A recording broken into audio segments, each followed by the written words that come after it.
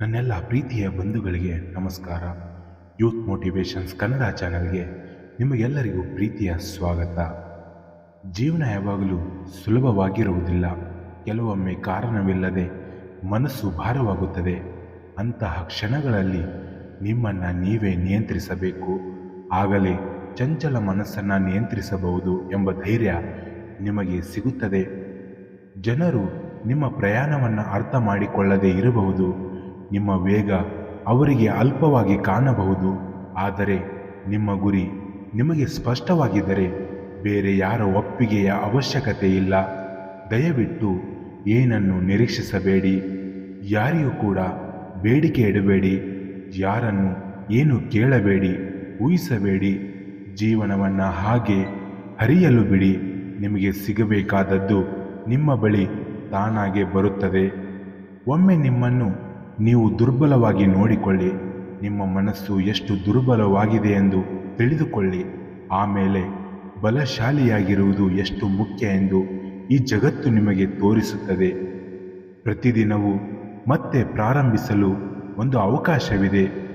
ನಿನ್ನೆಯ ವೈಫಲ್ಯಗಳ ಮೇಲೆ ಕೇಂದ್ರೀಕರಣ ಮಾಡಬೇಡಿ. ನಕಾರಾತ್ಮಕ ಆಲೋಚನೆಗಳು, ನಿರೀಕ್ಷೆಗಳೊಂದಿಗೆ ನಿಮ್ಮ ದಿನವನ್ನು ಆರಂಭಿಸಬೇಡಿ.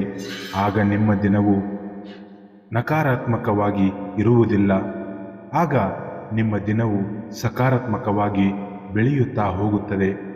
ಪದೇ ಪದೇ ಸೋಲುತ್ತಾ ಇದ್ದೀರಾ ಅಂತ ಕಷ್ಟಪಡಬೇಡಿ. ದೇವರು ಒಮ್ಮೆ ಗೆಲುವಿನ ರುಚಿಯನ್ನು ಕೊಟ್ಟು ಅಂದರೆ ಮುಗಿತು. ಯಾವುದೇ ಪರಿಸ್ಥಿತಿ ಬಂದರೂ ಕೂಡ ದೇವರು ನಿಮ್ಮನ್ನು ಗೆಲುವಿನ ಹಾದಿಯಲ್ಲಿ ಸಾಗಿಸುತ್ತಾನೆ. ಜೀವನದಲ್ಲಿ ನೀವೆಷ್ಟೇ ಸರಿ ಇದ್ದರೂ ನೋಡುವವರ ದೃಷ್ಟಿ ಸರಿ ಇಲ್ಲದಿದ್ದರೆ ನೀವು ಮಾಡುವುದೆಲ್ಲವೂ ತಪ್ಪು. ಭವಿಷ್ಯದಲ್ಲಿ ಏನಾಗುತ್ತದೆ ಎಂದು ಯಾರಿಗೂ ತಿಳಿದಿಲ್ಲ ಮತ್ತು ಏನಾಗಲಿಲ್ಲ ಎಂಬ ಚಿಂತೆ ಯಾಕೆ? ಗೆಲುವು ಸೋಲಿಸಿ ಚಿಂತೆ ಬಿಟ್ಟು ನಿನ್ನ ಕರ್ತವ್ಯದ ಕಡೆಗೆ ಗಮನ ಕೊಡಿ. ದೇಹವನ್ನು ಹಾಳು ಮಾಡುವ ಆಹಾರ, ಮನಸ್ಸನ್ನು ಹಾಳು ಮಾಡುವ ಆಲೋಚನೆಗಳು ಮತ್ತು ಮನಸ್ಥಿತಿಯನ್ನು ಹಾಳು ಮಾಡುವ ಜನರಿಂದ ಯಾವಾಗಲೂ ದೂರವಿರಬೇಕು. ಜೀವನದಲ್ಲಿ ಅಂದುಕೊಂಡಿರುವುದೆಲ್ಲ ಆಗದಿರಬಹುದು, ಸಿಗದಿರಬಹುದು. ಭಯಪಟ್ಟು ಮುನ್ನುಗ್ಗು.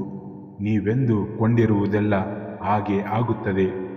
ದೇವರು ನಿಮ್ಮ ಉದ್ದೇಶದಿಂದ ಸಂತುಷ್ಟನಾಗುತ್ತಾನೆ ಮತ್ತು ಮನುಷ್ಯನು ನಿಮ್ಮ ಪ್ರದರ್ಶನದಿಂದ ಸಂತುಷ್ಟನಾಗುತ್ತಾನೆ. ಅದು ನೀವು ಯಾರನ್ನು ಸಂತುಷ್ಟಗೊಳಿಸಲು ಬಯಸುತ್ತೀರಿ ಎಂಬುದರ ಮೇಲೆ ಅವಲಂಬಿತವಾಗಿದೆ. ಎಲ್ಲರೂ ಇಷ್ಟಪಡುವಷ್ಟು ಸರಳವಾಗಿರಿ. ಹಾಗೆ ಯಾರು ಸರಳವಾಗಿ ಯಾಮಾರಿಸಿದಷ್ಟು ಜಾಣ್ಮೆ ಇರಬೇಕಾದದ್ದು ನಿಮ್ಮ ಕರ್ತವ್ಯ.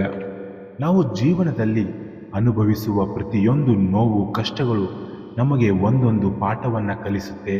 ಆದರೆ ಎಲ್ಲ ಕಷ್ಟಗಳನ್ನು ಮೆಟ್ಟಿ ನಿಂತಾಗಲೇ ಗುರಿ ಸಾಧಿಸಲು ಸಾಧ್ಯವಾಗುತ್ತದೆ.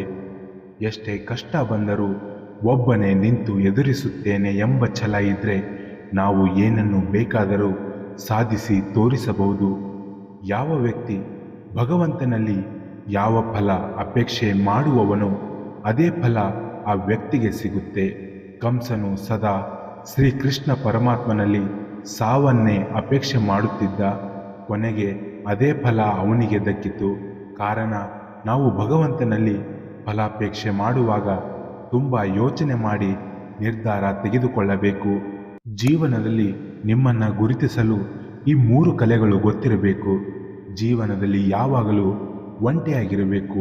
ಏಕೆಂದರೆ ನಮ್ಮನ್ನು ನಾವು ತಿಳಿದುಕೊಳ್ಳಲು ಜನರು ನಿಮ್ಮನ್ನು ಮರೆಯುವುದರೊಳಗೆ ನಿಮ್ಮ ಗುರುತನ್ನು ಗಟ್ಟಿಗೊಳಿಸಬೇಕು.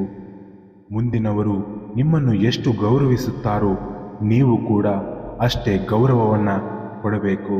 ಇನ್ನಷ್ಟು ಹೆಚ್ಚಿನ ಮೋಟಿವೇಶ್ನಲ್ ವಿಡಿಯೋಗಳಿಗಾಗಿ ನಮ್ಮ ಚಾನೆಲ್ನ ಸಬ್ಸ್ಕ್ರೈಬ್ ಮಾಡಿ. ಧನ್ಯವಾದಗಳು. ಜೈ ಹಿಂದ್, ಜೈ ಕರ್ನಾಟಕ ಮಾತೆ.